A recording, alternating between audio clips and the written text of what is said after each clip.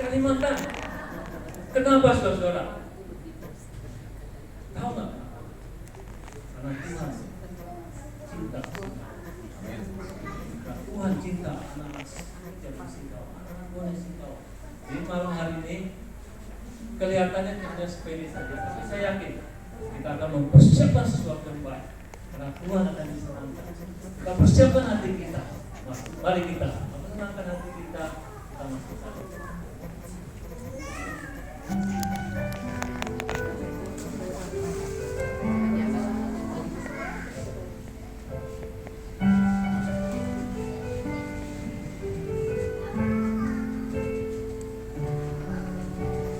Mazmur 84 ayat 10 berkata, lebih baik satu hari di pelataran Tuhan daripada 1000 hari di tempat.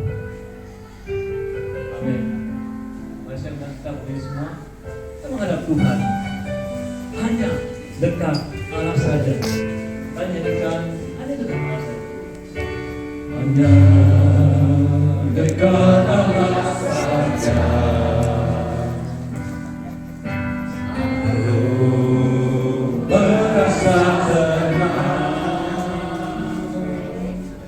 Daripadanya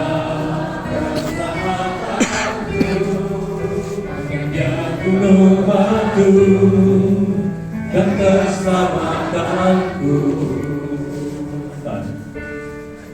Hanya dekat Allah saja aku merasa tenang. Daripadanya keselamatanku, hanya gunung batu dan keselamatanku. Teguhkan bentengku, aku takkan goyah. Pada Allah ada keselamatanku dan kemuliaanku. Gunung batu kekuatanku, tempat perlindunganku. Allah keselamatanku. Hanya dekat Allah saja.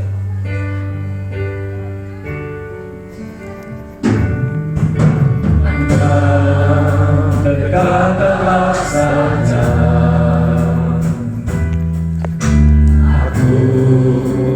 Merasa tenang. Daripadanya keselamatanku, hanya gunung batu dan keselamatanku. Dia kota bentengku, aku takkan goyah. Pada ada keselamatanku dan kemuliaanku. Gunung batu kekuatanku, tempat perlindunganku. Dia adalah keselamatan yang angkat diriku dari kegelapan dan bawaku masuk kepada keterangan Saya terima pujian dan kemuliaan. Dia yang angkat diriku, dia angkat diriku dari kegelapan dan bawaku masuk keterangan.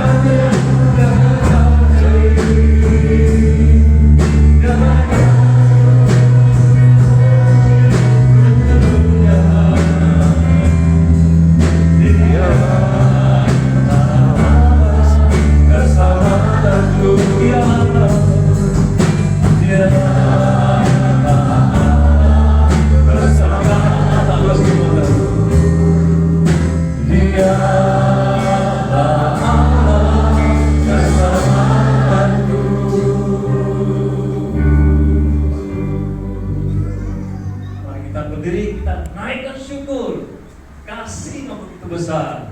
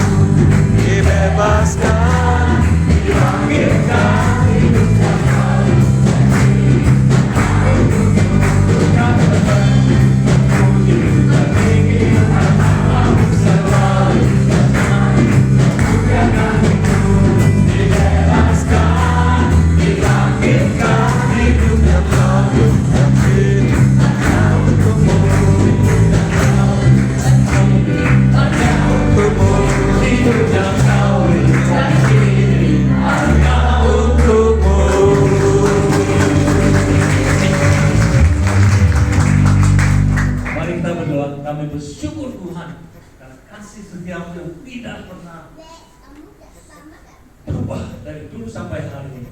Kami bersyukur karena kasih-Mu kami boleh ada di tempat ini. Siapakah kami di Tuhan sehingga Kau boleh pedulikan kami yang tidak layak, yang harusnya membinasakan dosa kami. Karena kasih kami Kau selamatkan kami, akan menjadikan kami anak-anak-Mu. Kami bersyukur atas besar pernyataan Kau dan hidup kami. Kami serahkan setiap kami ke dalam tangan Kau. Apapun yang terjadi dalam hidup kami, kami tetap mau berkata, Engkau Allah yang baik. Apapun yang kami perbuat, apabila semua semata-mata untuk menyenangkan dan memuliakan nama Kau saja. Ampuni setiap kami Tuhan, bukan karena kami layak, tapi karena semata-mata kasih dan berkat saja. Kami serahkan kami dari awal sampai akhir ke dalam tangan Kau. Kau yang memimpin setiap kami. Terpujilah Engkau, kita berdoa untuk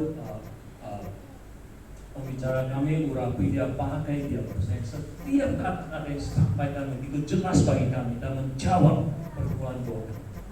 Terpujilah Engkau, segala hormat, puji dan kemuliaan bagi Engkau saja. Di dalam Yesus Kristus kami berdoa. Silakan duduk. Kita tidak untuk memuji Tuhan, kita juga akan mendengarkan puji-pujian. Kita akan dengarkan pemuda zaman dulu.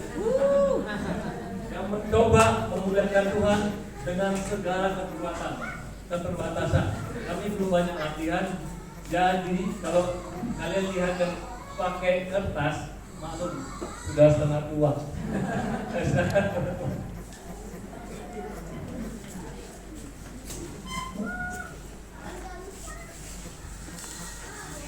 Shalom, Bapak Ibu saudara yang dikasihi oleh Tuhan. Shalom. Shalom. Shalom. Puji Tuhan, kalau kami ada bersama-sama dengan saudara dikasihi Tuhan, begitu senang dan sukacita kalau kami boleh hadir dan kami akan mempersembahkan sebuah Biblia. Di dalam kita mengiring Tuhan, kita tidak pernah terlepas di dalam pergumulan. Kita tidak pernah berjalan selalu mulus. Ada rasa cemas, ada khawatir menghadapi hari depan yang mungkin kita bimbang, ya. Kita merasa sendiri, tidak ada jalan keluar. Tapi ingatlah di dalam Yesaya pasal 21 ayat 10 sampai katakan bahwa jangan takut, sebab aku menyertai engkau. Aku akan menolong kau. Jangan bimbang, sebab aku ini Allah. Aku akan meneguhkan dan menolong kau. Aku akan memegang kau dengan tangan kananku dan memberi kemenangan. Tuhan ada di samping kita. Dia memegang tangan kita. Dia rasa menyainkan oleh menguatkan kita sekalian. Dia berjalan samping kita.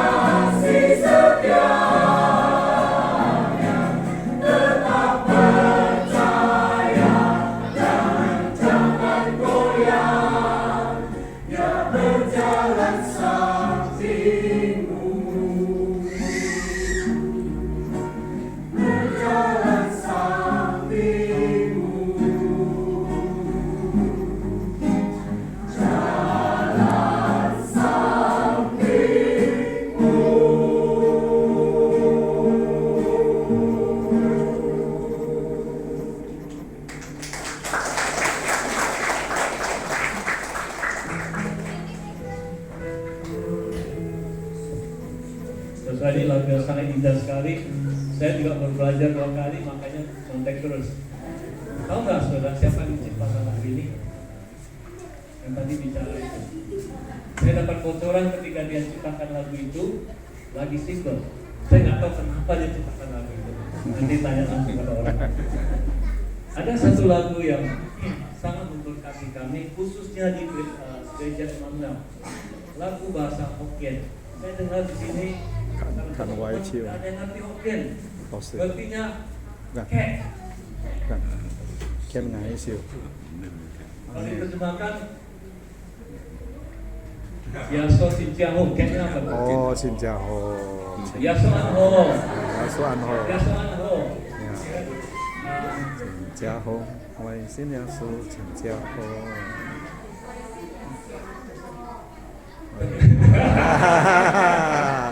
Wai Xin Yaso An Ho. Tiap hari Tuhan bersama dengan kita. Amin. Hari Senin, Selasa, Rabu, Kamis, Jumat, Sabtu. Setiap hari Tuhan bersama dengan kita. Yaso Sinjiaho. Xin Jia Ho. Sinjiaho tek dulu. Ya.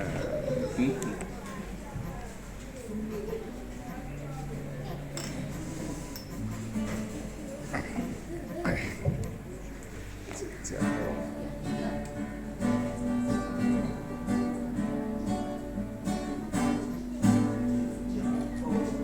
Lai xin yaso Xin Jia Ho. Xin Jia Ho. Lai xin yaso Xin Jia Ho. Pai pai ji pai sa pai si pai go pai la quê li pai Xin Jia Ho. Lai xin yaso Xin Jia Ho. Chủ Yaso Jin Ho. Wa me lai o lo. Wa e Yaso. Lui wa Jin Ho. E wa e wan ho. O wa na Jin Jo. Wa e Yaso. Lui wa Jin Ho.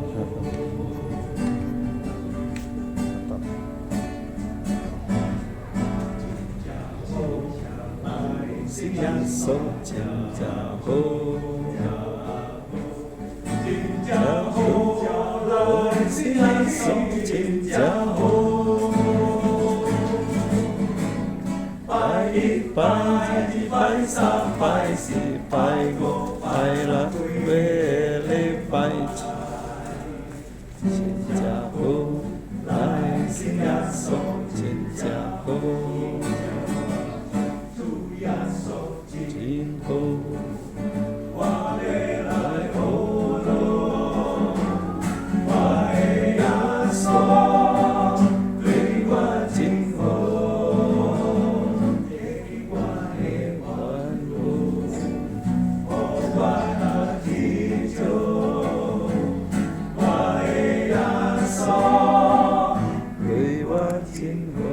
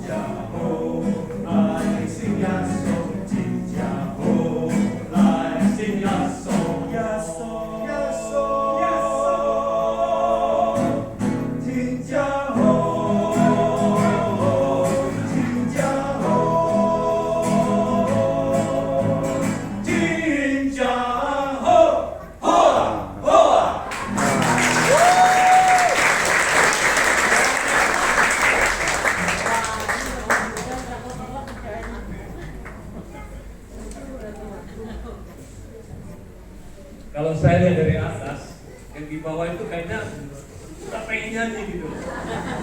Jadi sebelum kita mendengarkan firman Tuhan, kita akan menyanyi, akan mempersiapkan diri dengan satu pujian yang sangat baik sekali. Tuhan tidak pernah gagal. Sering kita putus asa, sering kita merasa tidak ada pengharapan lagi. Kenapa?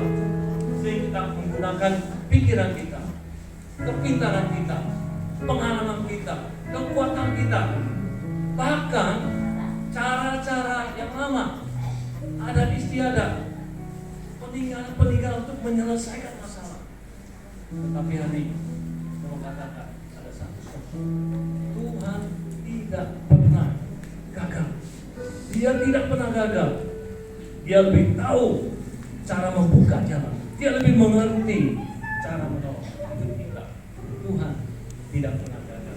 Mari saya bangkitkan diri.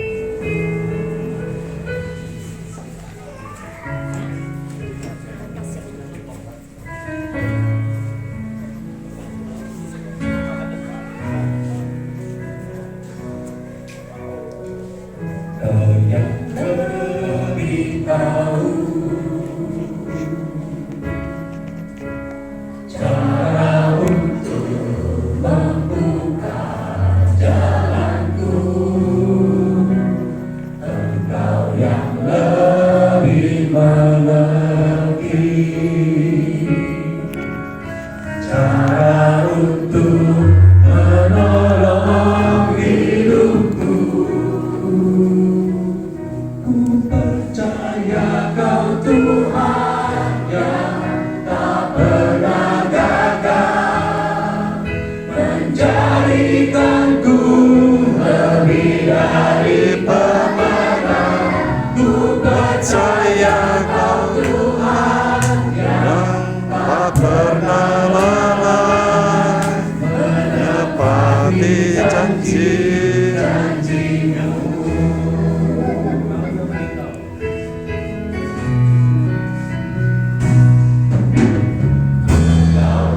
Lebih tahu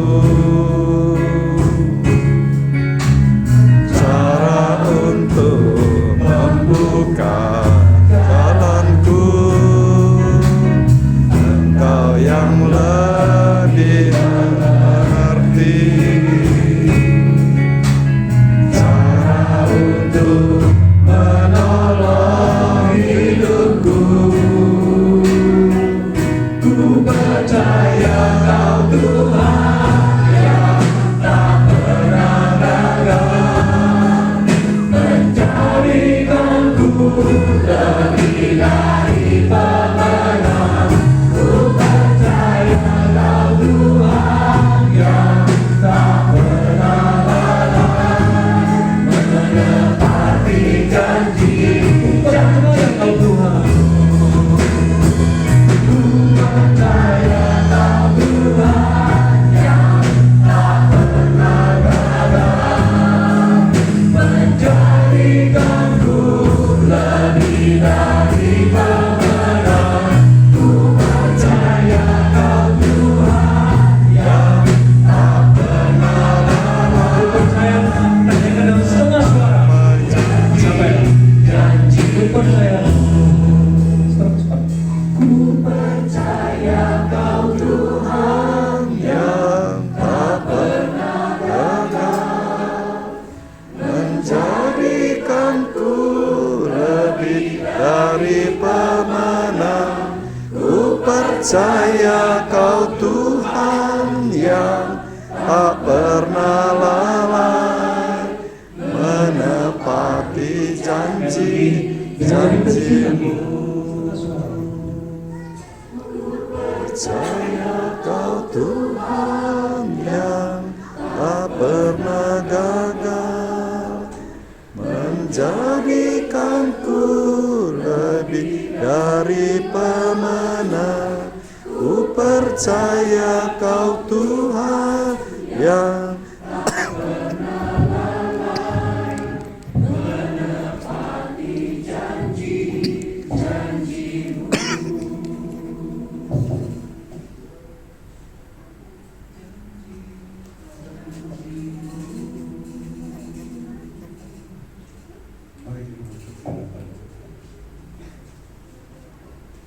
Terima kasih ya Tuhan, Engkau adalah Allah yang setia.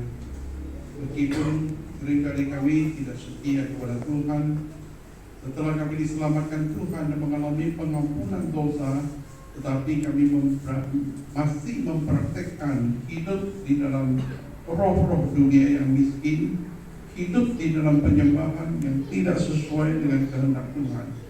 Namun kami berdoa pada hari ini Tuhan, Engkau yang memeriksa hati kami supaya pada waktu firman Tuhan diberitakan, kasih karunia Tuhan menyertai dan menuntun kami, memberikan terang kepada kami untuk melihat siapakah Tuhan yang sebenarnya dan untuk mengabdikan diri sepenuhnya kepada Tuhan yang hidup. Kami serahkan kebaktian ini ke dalam tangan Tuhan. Biarlah kebaktian ini dan segala pujian boleh kembali kemuliaan kepada Tuhan yang layak menerimanya. Dan kami boleh sungguh-sungguh mengenal Tuhan dan kami boleh belajar hidup bagi Tuhan. Terima kasih Tuhan, dalam nama Tuhan Yesus kami sudah berdoa. Amin. Silakan duduk kembali. Sekalian. Malam jemaat sekalian kekasih Tuhan. Untuk bersyukur bahwa kita boleh beribadah kepada Tuhan pada malam hari ini, dan kita khusus pujian yang begitu indah yang boleh dinaikkan bagi kemuliaan Tuhan. Dan kita hari ini akan buka firman Tuhan Kolose pasal yang kedua ayat ke-20 sampai ke-23. Kolose pasal yang kedua ayat ke-20 sampai ayat ke-23. Sudah temukan, saya akan bacakannya. Apabila kamu telah mati bersama-sama dengan Kristus dan bebas dari roh-roh dunia, mengapa kamu menaklukkan dirimu pada rupa-rupa peraturan seolah-olah kamu masih hidup di dalam dunia? Jangan jama ini, jangan kitab ini, jangan sentuh ini. Semuanya hanya mengenai barang yang binasa, boleh memakai dan hanya menurut perintah-perintah dan ajaran-ajaran manusia. Perintah-perintah ini walaupun nampaknya penuh hikmat dengan ibadah buatan sendiri, seperti merendahkan diri, menyiksa diri, tidak ada gunanya selain untuk memuaskan hidup duniawi. Sampai sekian pembacaan firman Tuhan pada malam hari ini. Saudara, ayat yang kita baca adalah tulisan Rasul Paulus kepada jemaat Kolose, dan dengan jelas Rasul Paulus mengatakan bahwa mereka adalah orang-orang kudus. Kolose pasal 1 ayat kedua saya baca. Kepada saudara-saudara yang kudus dan yang percaya dalam Kristus di Kolose, kasih karunia dan damai sejahtera dari Allah Bapa kita menyertai kamu. Ayat ini jelas, kamu yang kudus dan percaya kepada Kristus. Ayat 13 kali dikatakan lagi, ia telah melepaskan kita dari kuasa kegelapan dan memindahkan kita ke dalam kerajaan anaknya yang kekasih. Di dalam Dia kita memiliki penebusan kita dan pengampunan dosa. Rasul Paulus yakin bahwa jemaat Kolose sudah menjadi milik Kristus. Dikatakan bahwa mereka pun percaya kepada Kristus dan mereka mengalami pengampunan dosa. Tetapi belum semuanya bersih. Belum semuanya bersih. Sebab di dalam 2 Korintus 2 Kolose pasal yang kedua dikatakan, kamu telah mati bersama dengan Kristus dan bebas dari roh-roh dunia. Memang kalimat pertama itu sungguh luar biasa. Kamu tidak lagi hidup di dalam cara hidup yang lama. Lalu saudara kemudian Rasul Paulus mengatakan, mengapa kamu menaklukkan dirimu kepada roh-roh dunia? Apa artinya saudara? Jemaat Kolose sudah percaya kepada Kristus, tapi iman mereka ada distorsi. sudah percaya kepada Kristus, iman mereka tidak murni kepada Kristus. Mengapa bisa seperti itu? Karena dulunya mereka hidup di tengah-tengah masyarakat penyembah berhala, hidup di tengah-tengah masyarakat yang mempraktikkan akan pelaturan-pelaturan manusia yang seolah-olahnya begitu luar biasa, begitu hikmat untuk memimpin seseorang kepada kekudusan, padahal tidak. Tetapi pada waktu jemaat Kolose sudah percaya kepada Tuhan, mereka ada yang kembali kepada hidup yang lama, ada juga mereka mempraktikkan akan hal-hal yang sama pada waktu mereka belum percaya kepada Kristus. Apa yang menjadi persoalan dari jemaat Kolose? Rasul Paulus berbicara tentang selanjutnya, kamu menaklukkan diri pada peraturan-peraturan seolah-olah kamu masih hidup di dalam dunia. Nanti saya akan jelaskan betul menaklukkan diri. Tetapi saudara, Rasul Paulus mengatakan roh dunia itu sama dengan peraturan-peraturan manusia atau peraturan-peraturan yang dibuat oleh manusia. Mengapa saudara katakan peraturan itu roh dunia? Karena saudara, peraturan ini tidak sesuai dengan kasih karunia Tuhan, tidak sesuai dengan roh Allah yang telah diam di dalam dirimu. Semuanya itu kamu hidupi dan kamu berada di dalam satu kondisi kamu berusaha menyucikan dirimu dengan hal-hal yang tidak berguna. Maka di dalam ayat kedua, pasal yang kedua ayat 23, tidak ada gunanya selain untuk memuaskan hidup dunia. Apa yang sebenarnya mereka praktekkan, saudara? Ayat 21. Jangan jamaah ini, jangan kecap ini, jangan sentuh ini. Apa artinya, saudara? Ini adalah masalah ketabuhan, masalah pantangan, masalah-masalah tertentu. Kalau saya melakukannya, itu akan membuat hati nurani saya menjadi tenang. Maka Rasul Paulus mengatakan, kamu menaklukkan dirimu kepada peraturan itu. Menaklukkan diri itu artinya hidup di dalam pelaturan. Kalau tidak dihidupi, tidak ada gunanya. Manusia bikin pelaturan supaya dihidupi. Pada waktu kita menghidupi pelaturan, tidak berarti itu benar, tetapi kita menaklukkan diri kepada pelaturan itu sendiri. Jadi jangan jamaah itu, jangan kecap ini, jangan sentuh ini. Ini adalah ketabuhan mengenai akan sesuatu. Pada waktu saya menyentuhnya menjadi tidak kudus. Pada waktu saya memelihara menjadi lebih baik. Dan ada juga yang tabu soal angka kan. Kalau angka 13 itu sial katanya, maka kita naik lift ya. Oh, di sini sudah bisa naik lift yang tinggi kan. Sampai angka 4 nggak ada, sudah langsung 5. Kita cari mana 4 ini? Ada. Karena angka 4 angka mati. Membuat rumah harap kiri, harap kanan, ada fungsinya dan sebagainya. Itu adalah peraturan manusia yang sebenarnya mengikat hati nurani. Jikalau saya tidak melakukan, menghidupinya, ada rasa bersalah yang dalam sekali. Kalau saya pada hari Imlek, saya sudah lama nggak merayakan Imlek. Bagi orang Kristen, merayakan Imlek itu oke, tetapi penyembahan itu menyesatkan. Kalau saya pakai baju putih, lalu pergi ke rumah teman, makan kue, itu nggak apa-apa. Tetapi sembahyang itu menyesatkan. Beda ya. Culture budaya itu berlapis-lapis. Kalau bagian luar itu nggak apa-apa, tapi bagian dalam itu pasti masuk kepada penyembahan. Saya pulang ke rumah, kemudian banyak famili datang. Baik anak-anak makan, kertas dibuang, kalau rumah menjadi kotor. Saya pergi ambil sapu. Saya sapu aja semuanya. Mama bilang, waktu itu belum percaya Tuhan. Jangan sapu, anak bodoh. Kalau kamu sapu, berkatnya semua keluar dari situ. Kok mesti keluar itu ya berkat yang nggak keluar dari atas?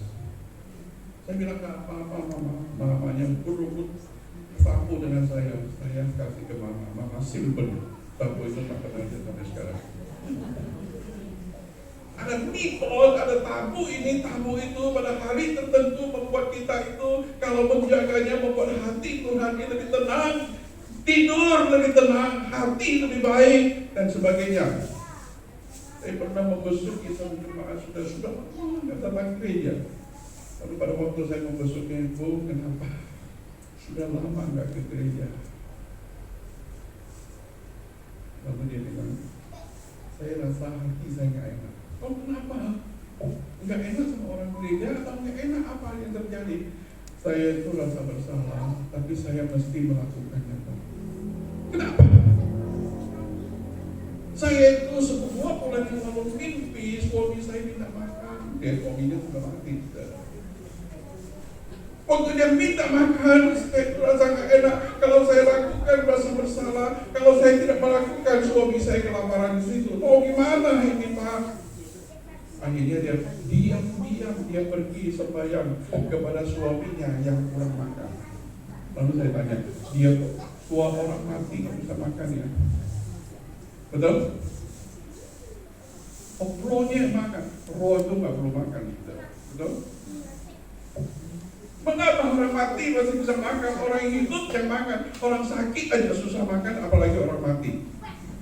Nggak masuk akal itu saudara. Tetapi kita ditipu oleh iblis, kemudian kita hidup di dalam berbagai macam pelaturan yang seperti yang begitu saleh, padahal itu menyesatkan hati saudara.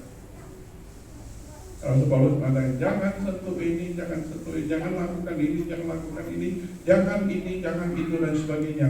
Itu adalah semuanya peraturan manusia yang dibuat untuk mengikat hati nurani manusia. Bahaya sekali. Kalau saudara Chinese masih ada sio ya, ada sio kambing, ada sio kambing, ada sio harimau, ada sio sapi, ada sio kangkong. Sio macam-macam sudah perhatikan. Ada seorang pemuda dia datang kepada saya. Pak, saya sudah menjadi orang Kristen, saya mau menikah, tetapi di keluarga kami. Apa yang terjadi? Istri saya sio harimau, saya sio babi katanya. Kalau babi sebelum makan harimau, terbalik. Harimau makan babi, dia bilang. Oleh sebab itu pada waktu saya menikah, mereka bilang bahaya pihak laki-laki itu. Nanti anak saya dimakan oleh istrinya lebih galak karena sio harimau. Padahal mereka orang Kristen sekarang hidup, mereka ingin menikah dan juga melihat pimpinan Tuhan di dalam hidupnya. Setelah bergumul. Bahkan keluarga mengatakan tidak boleh menikah. Kalau menikah saya nggak hadir. Kalau menikah saya bukan anak saya lagi. Begitu kan? Manusia itu dibodohkan dengan bermacam peraturan, ketakuhan dan sebagainya. Manusia telah mata rohaninya buta dan gelap, tidak lagi melihat kebenaran Tuhan. Rasul Paulus mengatakan itulah roh-roh dunia. Lalu Rasul Paulus mengatakan lagi, saudara, ibadah buatan sendiri seperti merendahkan diri, menyiksa diri. Itu adalah praktek, saudara. Itu seseorang menganggap bahwa dirinya akan menjadi lebih suci kalau dia merusak atau menyiksa dirinya begitu rupa. Ada juga orang yang menyiksa dirinya dengan mungkin tidak mau makan ini dan makan itu sebagainya. Tetapi pada waktu saudara mereka melakukannya, dia merasa bahwa dia lebih suci, lebih baik daripada orang lain dan sekarang boleh menyelamatkan dirinya sendiri. Itu kan berbahaya sekali. Sebagai orang Kristen, engkau masih hidup di dalam segala peraturan dunia atau tidak? Engkau telah ditebus oleh Tuhan, Kristus Yesus sudah mati bagi saudara. Tetapi saudara Paulus sebenarnya menjelaskan lagi bahwa di tengah-tengah hidup sebagai orang Kristen ada penghulu dunia. Siapa itu? Yaitu iblis yang bekerja di angkasa, yaitu roh yang tidak kelihatan. Sekarang dia memanipulasi manusia dengan bermacam-macam praktik religius. Bukan hanya soal tabu, tetapi praktek religius dan sampai kepada titik penyembahan. Bukan kepada Tuhan, tetapi kepada dewa-dewa. Oleh sebab itu saudara tidak heran ada orang yang mau mengabdi kepada orang tua lalu menyembah arwah orang tua. Satu pihak saya menghargai orang seperti itu, ingin menjadi anak yang berbakti. Tapi di lain pihak penyembahan kepada dewa, penyembahan kepada roh nenek moyang itu salah ada. Pada waktu orang tua masih hidup, cintailah orang tua, betul?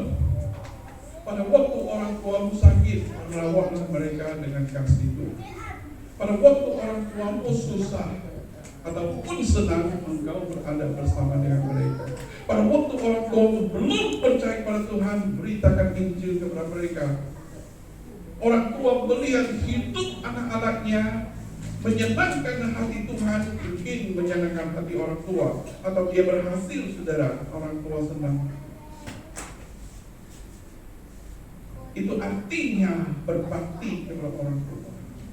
Pada waktu dia hidup, bukan pada waktu dia mati. Sebab kita hidup tidak ada urusan dengan orang mati lagi. Lalu sudah katakan, nanti bagaimana saya bisa mengabdi kepada orang tua saya? Dan saya mau melakukan yang terbaik untuk keluarga atau nenek moyang, arwah nenek moyang saya. Itu sebenarnya keliru, saudara. Iblis menggelapkan pikiran, kemudian membutakan mata rohani kita, sehingga penyembahan kepada arwah nenek moyang kita tak pernah melepaskannya. Dan mau katakan, aku mau menyembah seumur hidup. Ada seorang ibu dah, saya ketemu dia. Dia bilang, Pak, saya nggak bisa pindah agama. Pertama saya berbakti kepada orang tua.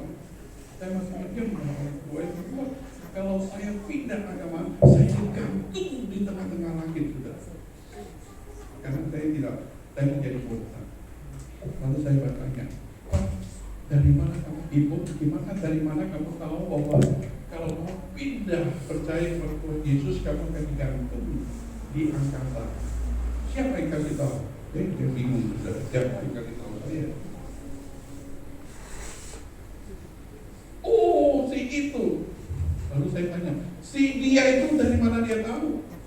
Dia pun tidak tahu kalau ajukan pertanyaan itu. Tapi mengapa orang tahu saja, orang memberitahu kemudian dia menganggap itu yang benar? Oleh sebab itu kita mesti berpikir kritis terhadap apa yang kita dengar, apa yang kita percaya, apa yang ada di masyarakat, apa menjadi pelaturan, supaya hati nurani kita itu boleh hidup murni di hadapan Tuhan, tidak terikat kepada peraturan-peraturan dunia ini, tidak terikat kepada dewa-dewa yang berada di angkasa berusaha untuk memanipulasi hati kita. Ada juga orang yang beribadah kepada roh-roh jahat, memelihara roh jahat di dalam hidupnya. Roh jahat itu menjadi sahabat bagi mereka. Roh jahat menjadi pelindung mereka. Roh jahat itu menjadi sesuatu yang penting di dalam hidupnya, dan dia anggap bahwa segala hidupku itu dituntun oleh roh yang jahat itu. Iblis pintar menipu manusia. Pada waktu saya masih muda, saya keluarga susah sekali. Saya menyembah kepada dewa yang saya tidak kenal, Allah yang saya tidak kenal, karena saya mau dia memberkaya hidup saya. Cuma itu. Setiap jam 6 saya menyembah, saya pai-pai gitu. Ada hari besar saya yang paling giat untuk menyembah. Waktu saya di SMA, sekolah di SMA, saya senang sekali, saya mimpi pergi ke Gunung Kawi. Kenapa? Supaya mendapatkan kemenyan, saya mau pulang kemudian taruh di koper kemanapun saya bawa. Karena itu adalah pelindungku menurut saya. Bawa ke jalan kemana, di tempat tinggal saya taruh di situ, semua dipelihara dengan baik. Padahal itu adalah secari kertas yang ditulis orang yang pun tidak tahu isinya itu apa. Betul nggak? Sesuatu yang dia taruh yang di dalam bungkusan itu pun sebenarnya adalah benda yang tidak ada gunanya. Saya simpan, saya menganggap itu adalah dewa. Tapi pada waktu saya percaya Tuhan, dalam nama Tuhan Yesus saya mohon semuanya. Tetapi hal itu telah menipu saya sekian lama, saudara, sampai saya begitu memelihara. Pada waktu sekolah saya berhasil, terima kasih kepada barang-barang itu. Pada waktu saya berjalan semua hidupnya itu berjalan berhasil, terima kasih kepada Dewa. Siapa Tuhanku? Tak tahu, saudara. Saya ditipu bertahun-tahun. Tapi dengan kasih karunia Tuhan Yesus, di dalam satu retreat saya mendengar firman Tuhan, Kristus telah mati bagi saya. Saya ini orang yang berdosa, membutuhkan Kristus yang hidup di dalam hidup saya. Dan sudah saya mohon pengampunan dari Tuhan. Dan saya menerima, mengundang Tuhan Yesus masuk ke dalam hidup saya. Saya menangis dan saya berdoa, Tuhan ampunilah saya seperti Petrus berdoa, Tuhan tolonglah saya. Malam itu saya tinggal bersama dengan Tuhan, Tuhan tinggal bersama saya. Malam itu hidup saya berbeda. Saya pulang ke rumah, saya tahu semuanya itu adalah hal yang tidak ada gunanya. Saya membuangnya, saudara, dalam nama Tuhan Yesus. Sampai hari ini tak pernah. Yang pimpin hidup saya bukan dewa, tetapi yang pimpin hidup saya adalah Yesus Kristus. Yang pimpin hidup saya adalah Tuhan, Roh Kudus yang hadir di dalam hatiku dan menuntun hidupku. Hidupku jadi berbeda, saudara. Bahkan ada masa depan, yaitu Kristus akan membangkitkan saya setelah saya mati. Dan setelah Kristus akan datang kedua kalinya. Itu adalah pengharapan di dalam Tuhan, saudara. Iblis sekarang bekerja dengan luar biasa, menggelapkan pikiran manusia, membawa manusia itu tidak bisa melihat terang dari Tuhan. Tetapi Yesus Kristus dengan Roh yang kudus menuntun dan memimpin, memberikan terang supaya kita tahu siapa diri kita. Iblis bekerja dengan hebat sekali. Pada waktu seseorang hidup di tengah-tengah masyarakat ini, saudara, mungkin ada orang yang bersahabat dengan kuasa kegelapan, itu pun menjadi sesuatu andalan di dalam hidupnya. Jikalau saudara masih ada jimat, jikalau masih ada kuasa yang kuasa yang kau percaya, di manakah kuasa Tuhan di dalam hidupmu? Suatu saat saya khotbah di Pulau Jawa. Banyak jemaat yang masih pegang jimat, pegang apa-apa yang menjadi kepercayaan mereka. Saya tanya, saudara percaya Kristus adalah Allah yang Maha Kuasa? Iya Pak. Tapi saya bilang, siapa yang di antara kalian nih yang sampai hari ini engkau masih pegang jimat, engkau masih penyembahan berhala, engkau tolong Tuhan pada tangan baik.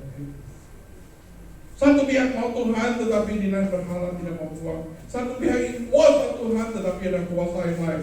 Satu pihak ingin menyembah kepada Tuhan tetapi dia pun mau menyembah kepada roh-roh dunia ini yang tidak ada artinya. Kristus mati di atas kayu salib untuk menyucikan hati saudara dari segala perbuatan manusia supaya engkau boleh hidup di dalam Allah. Kristus telah mati dan engkau sekarang bebas dari segala roh-roh dunia ini. Suatu saat dalam satu kebaktian rohani, ada seorang ibu yang menerjemahkan saya. Lalu sebelumnya kami ada waktu ngomong-ngomong, kapan percaya Tuhan, Bu?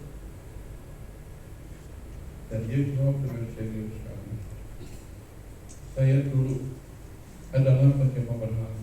Saya begitu setia kepada praktek tentang penyembahan dewa-dewa, dan saya begitu setia memperhatikan hari yang baik, hari yang kudus dan sebagainya. Saya ini pada masa kecil saya sudah mengabdikan diri. Dari orang tua yang membawa saya pun pada waktu umur 18 saya bilang saya sudah mengabdi kepada Tuhan. Oh saudara, pada waktu dia umur 20 dia menikah, dia bilang saya menikah dengan seorang laki-laki yang luar biasa. Dan hidup bersama dia, ini adalah pilihan yang terbaik. lalu usaha mereka berhasil, pekerjaan mereka sudah oke, lalu sudah kemudian ada dia mendengar bahwa orang lain mengatakan bahwa suaminya itu ada istri simpan. Dia nggak percaya, suami saya bukan seperti itu. Tetapi dia bilang adik dari suaminya jadi susuknya, dia bilang sama saudaranya, ini benar. Lalu dia datang kepada suaminya ngomong yang jelas. Benar nggak seperti ini yang saya mendengar bahwa kamu berselisih, ada istri simpan? Dia nggak bisa mengingkari, bilang ya. Dia bilang, saya ini waktu itu yang begitu percaya pada suami saya, benar semuanya itu runtuh. Hidup saya begitu bilang saya mau mati rasanya itu, tapi nggak tahu cara mati. Akhirnya saudara dia bilang, selama saya nggak bisa bekerja, saya nggak mau urus usaha saya lagi. Saya hidup itu kosong sekali. Lalu dia mengatakan, apa yang harus saya perbuat? Di dalam hatinya, di dalam pencarian, dia pergi ke dukun karena mama papa mertuanya, kamu pergi ke dukun, di situ bisa menolong kamu. Dia pergi. Waktu dia pergi ke dukun, masuk ke sana, dan kemudian ada dukun yang di situ. Sebelum menuju ke situ, dia lihat sudah mereka yang menyambut itu tidak ada sukacita, wajahnya muram, tidak ada damai itu. Dia bilang, saat itu saya berpikir satu hal, orang-orang seperti ini yang tidak ada damai, bagaimana saya dukun itu bisa memberi damai, karena mereka adalah pelayan-pelayan dari dukun itu. Dia lari saudara keluar dari tempat penyembahan bersama. Lalu saudara, dia bilang, saya di dalam kondisi yang sulit. Lalu papa mertua ngomong, kalau kamu nggak mau ke tempat dukun itu, ya udah kamu pergi ke gereja. Oh, di mana ada di situ ada gereja? Hari Rabu dia ke gereja, duduk di belakang, ternyata suara doa saudara. Waktu pengakuan khotbah yang singkat dan semua doa itu, dia bilang setiap kata-kata sepertinya itu dia ngomong sama saya, dia sepertinya tahu masalah saya. Lalu setelah kebaktian selesai, datang pendeta itu, dia ceritakan, pendeta itu membimbing dia kepada Kristus Yesus yang hidup. Malam itu dia dengan sukacita. Kemudian dia pulang, dia berita kasih tahu kepada suaminya bahwa Tuhan Yesus di dalam hidup. Suaminya nggak ngerti apapun juga. Lalu minggu berikutnya dia bawa suaminya juga. Suaminya mau pergi ke sana, mungkin juga melihat bahwa hubungan keluarga sudah tidak baik. Akhirnya sudah suami pergi sama dia. Beberapa bulan kemudian suami percaya kepada Tuhan. Dia bilang, saya belajar apa artinya mengakui. Saya belajar apa artinya cinta kasih dari Tuhan memenuhi hati saya. Saya baru dia mengerti bagaimana berbaik kembali kepada suami, menerima dia apa adanya. Dan saudara, dia ternyata menjadi majelis di gereja. Dia menjadi seorang penerjemah, dia seorang dipakai oleh Tuhan. Dia tidak ada penyembah berhala di dalam hidupnya murni di dalam Tuhan. Suaminya pun seorang pelayan Tuhan yang baik di dalam gereja, dan mereka berdua sudah memulai hidup yang baru di dalam Tuhan. Bukankah Kristus mempunyai kuasa membebaskan belenggu dosa dari dunia ini? Kristus mempunyai dosa membebaskan belenggu dari iblis, saudara. Saya sendiri percaya kepada Tuhan, tapi Tuhan telah menolong hidup saya. Mama mertua saya umur 76 percaya pada Tuhan. Setelah menikah dengan istri saya, kami pergi ke Amerika untuk studi. Tapi sudah pulang dari Amerika, saya kunjungi ke rumah, kemudian baru saya melihat di rumah. Jumpa berhala besar sekali. Itu punya mama dan papa. Saya berdoa, Tuhan, berhala ini dibuang bukan tangan saya, tapi tangan orang yang mendirikannya. Lalu saya bicara, saya fokus kepada menginjili mama mertua saya. Waktu itu dekat Natal, saya bicara tentang Kristus yang lahir, lalu dia ingin dengar, lalu dia ingin dengar lagi, ingin dengar lagi. Kemudian saya berkata, engkau harus membuka hati untuk Tuhan. Caranya gimana? Saya kasih tahu, Akhirnya soal kami berdoa dan dia terima Tuhan Yesus. Setelah itu beberapa hari kemudian saya bilang, Mama, kalau Mama sudah punya Tuhan, berarti nggak ada Tuhan yang lain lagi. Betul? Saya menangkan itu. Tapi saya merasakan uang itu ya enggak dari mulut saya.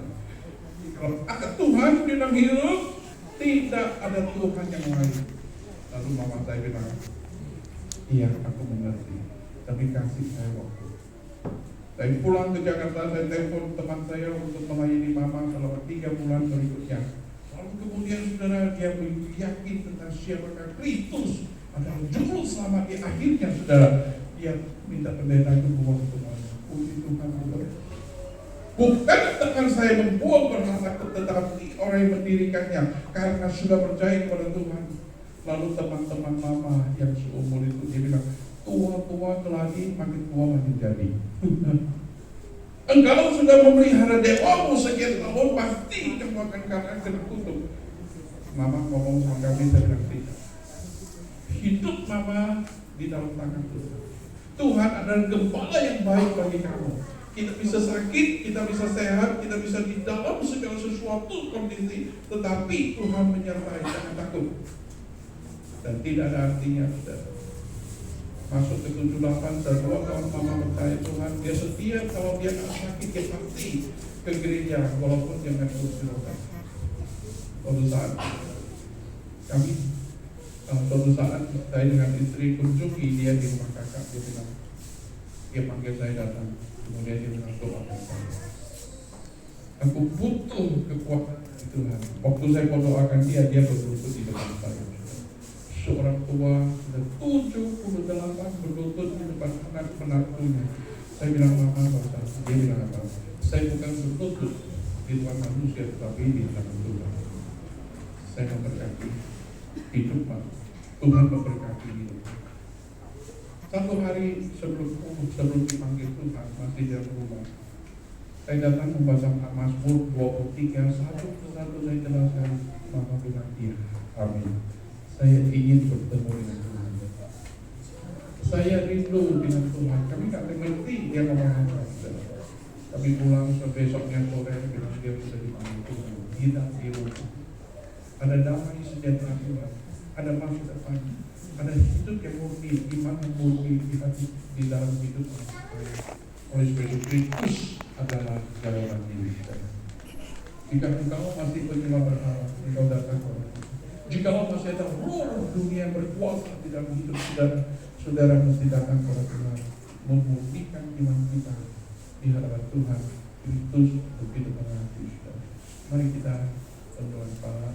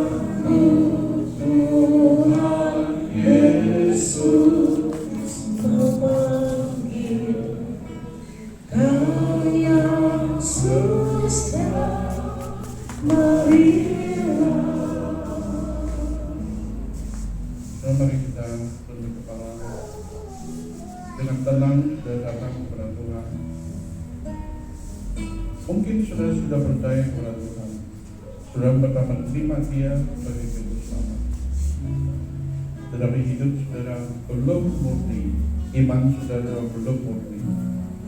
Masih ada roh-roh dunia, pelan-pelan pantangan, masih diperbudak oleh kuasa kegelapan di dalam hidup saudara. Saudara dibelenggu, sudah hidup di dalamnya seolah-olah engkau dan saya begitu suci, tapi hidup kita seperti itu tidak dikenal oleh Tuhan. Sudah tidak akan mencapai sebuah kemajuan rohani yang berarti jika engkau tidak menyerahkan diri sepenuhnya kepada Tuhan. Siapakah di antara kita yang masih memegang jimat, masih memegang kuasa kegelapan, masih mentaati peraturan manusia, masih mentaati segala hal-hal yang tidak diberkenan oleh Tuhan? Engkau datang kepada Tuhan dan Tuhan berkata, Tuhan, ampunilah aku. Aku mengakui jujur di hadapan Tuhan, saya tidak sungguh-sungguh percaya kepada Tuhan, dan malam ini saya mau menyerahkan diri kepada Tuhan. Siapa di antara kita yang berkata demikian, kau boleh angkat tangan, saya berdoa dalam mohon. Siapa yang berkata, Tuhan, pasti ada segala sesuatu yang Tuhan tidak berkenan, segala praktek-praktek kuasa kegelapan. Aku mau supaya Tuhan tolong saya, Tuhan kuatkan saya, Tuhan pimpin hidup saya. Ada orang yang berkata demikian, engkau boleh acungkan tangan dan saya berdoa untuk saudara. Mohon Tuhan pimpin hidup saudara. Ada yang demikian? Ada saudara? Jika ada, kau acungkan tangan dan saya berdoa. Saya tanya terakhir kali, apakah ada roh-roh dunia masih mengikat kita? Jika ada, kau datang dan mengakuinya, Tuhan akan mengampuni dosa saudara. Jika engkau masih terlibat dengan kuasa kegelapan, penyembahan kepada arwah nenek moyang, bahkan engkau penyembahan kepada kuasa kegelapan, iblis bekerja di dalam pikiran, di dalam hidup saudara, engkau perlu datang. Dan saya bertanya, siapa yang berkata, Tuhan, aku di sini? Engkau acungkan tangan dan saya berdoa untuk saudara. Ada yang demikian, saudara? Ada yang demikian? Enggak apa-apa. Kiranya Tuhan tolong kita. Kami menyerahkan hidup kami ke dalam tangan Tuhan. Kiranya Roh yang Kudus tuntun kami dan berikan kebebasan yang murni di dalam hidup kami untuk menyembah kepada Tuhan. Terima kasih untuk Juru Selamat. Terima kasih Tuhan telah menyelamatkan jiwa kami. Terima kasih Engkau sudah mengampuni diri hidup kami yang orang berdosa. Dan Tuhan ajarkan supaya kami boleh hidup di dalam Tuhan, dan kasih kami ya Tuhan memenuhi hati kami. Kami bersyukur atas segala kebaikan dan kesukaan Tuhan. Berkati jemaatmu di sini, berkati hidup mereka dalam nama Tuhan Yesus.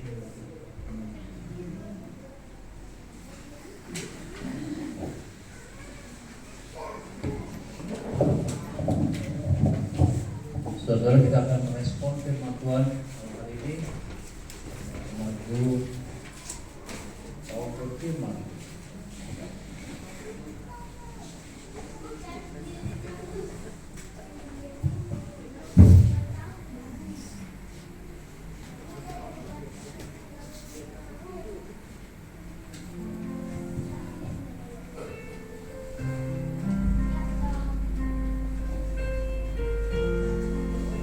Terima kasih.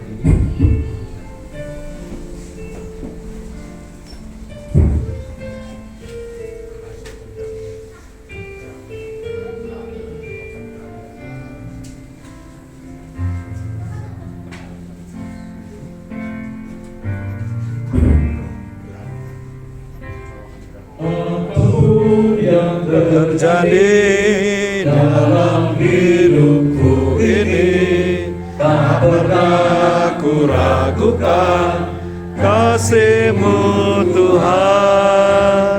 Lewat gunung yang tinggi, dalam lembah yang suram, tak pernah ku ragukan janji-Mu Tuhan.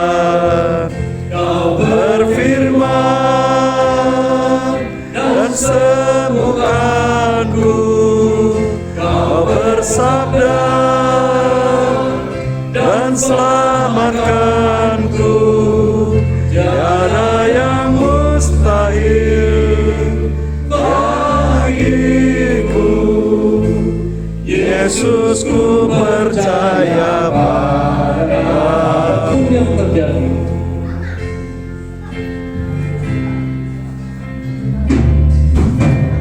apapun yang terjadi dalam hidupku ini, tak pernah ku ragukan kasih-Mu Tuhan. Lewat gunung yang tinggi, dalam lembah yang curam, tak pernah ku ragukan kasih-Mu Tuhan. Kau berfirman dan sembuhkanku, Kau bersabda dan selamatkanku, tiada yang mustahil bagiku. Yesus, ku percaya padamu.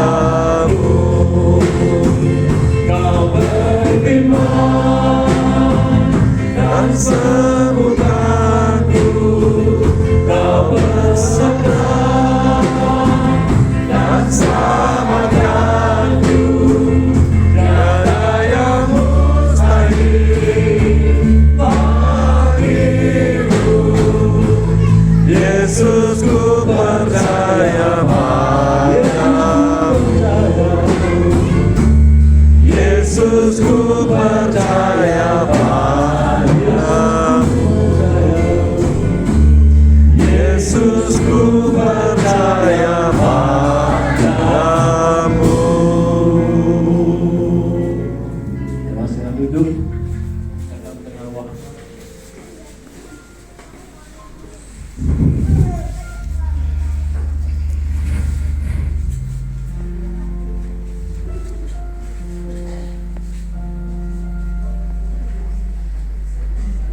Shalom, selamat malam, terima kasih.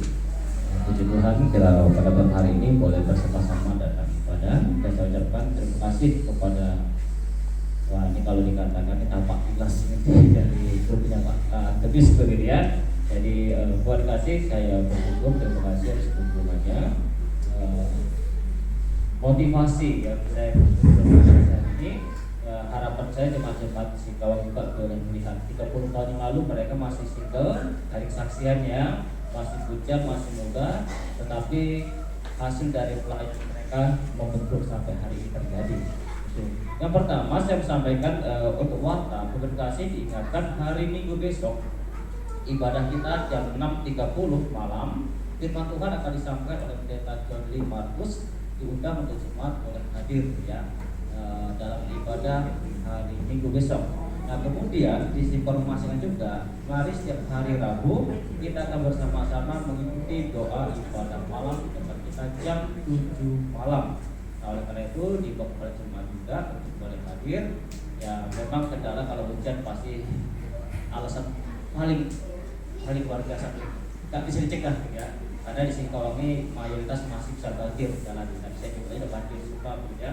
Dan kalau kita hujan pasti otomatis tidak datang gitu ya. Nah, jadi ya kita makin saya kadang-kadang berbanding kenapa yang Jakarta kok jauh-jauh masih datang gitu ya. Kalau kita kondisi hanya banjir ya saya tidak tahu, alasan hanya Tuhan yang tahu gitu ya. Tetapi satu hal harapan saya, ini adalah sebagai satu gambar bagi kita bagaimana kita juga berjuang untuk taat kepada Tuhan dengan keadaan apapun. Nah kalau kita bandingkan yang datang ini mungkin juga berjuangnya korbannya banyak dikorbankan ya, bukan hanya uangnya saja, mungkin juga pekerjaannya, keluarganya, anak ditinggalkan, mungkin banyak sekali ya. Kalau dibanding dengan kita mungkin yang dibuat mungkin masih kalau persennya aja. Tapi bukan berarti kita lemah, tetapi kita harus termotivasi dengan kehadiran mereka. Nah itu yang kedua. Yang ketiga berkasih dihimbau juga, mari bersama-sama setiap kita yang sudah masuk dalam kelompok terus ditingkatkan di kelompok masing-masing. sesuai jadwal yang sudah disepakati dalam kelompok masing-masing. Demikian warta kita, dan selanjutnya untuk perkenalan kelompok ini nanti saya nggak tahu siapa yang perkenalkan. Setelah ibadah mungkin nanti ya diperkenalkan semuanya. Karena ketua kelompoknya Pak Antoni siapa sih tahu ya. Nah, kira Tuhan berkati. Terima kasih Pak Rufio yang telah memimpin kita dalam kuliah.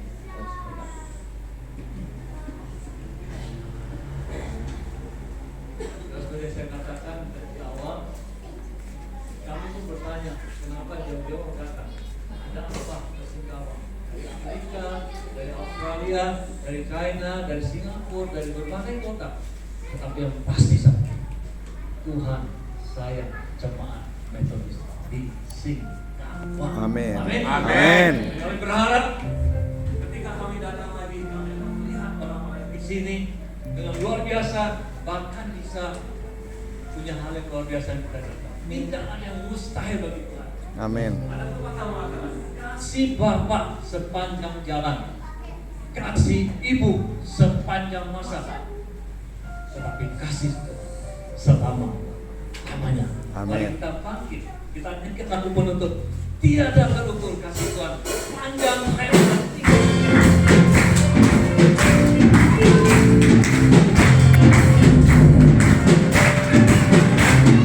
Tiada terukur besar kasih setiamu Tuhan. Panjang dan lebarnya melebihi lautan, jauh tinggi mengatasi langit, dalamnya tak dapat terselami.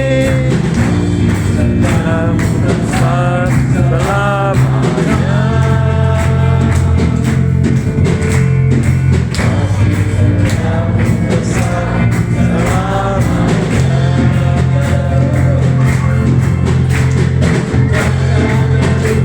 Besar kasih setiamu Tuhan. Panjang dan lebarnya melebihi lautan, lalu tinggi mengatasi langit, dalamnya tak dapat terselami. Kasih setiamu besar selamanya. Kasih setiamu besar selamanya.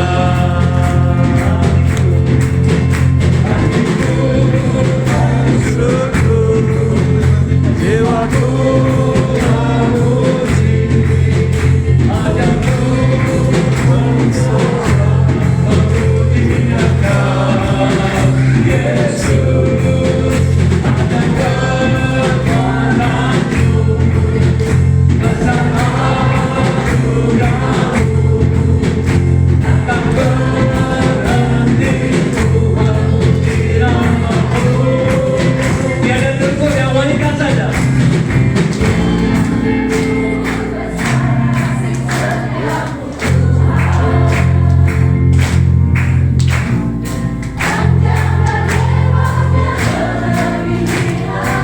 Pria jauh tinggi mengatasi langit.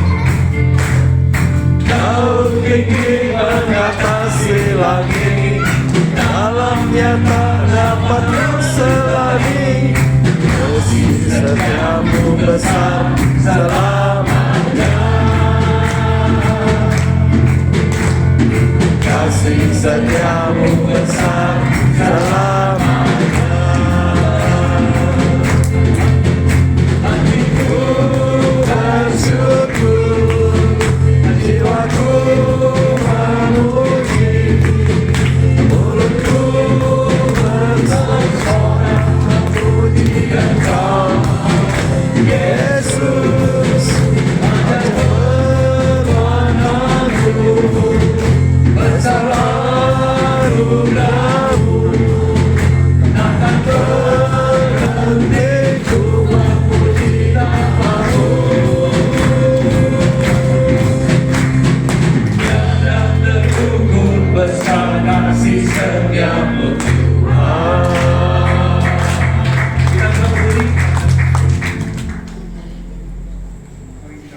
dalam doa. Tuhan, kami bersyukur untuk firman-Mu pada malam ini.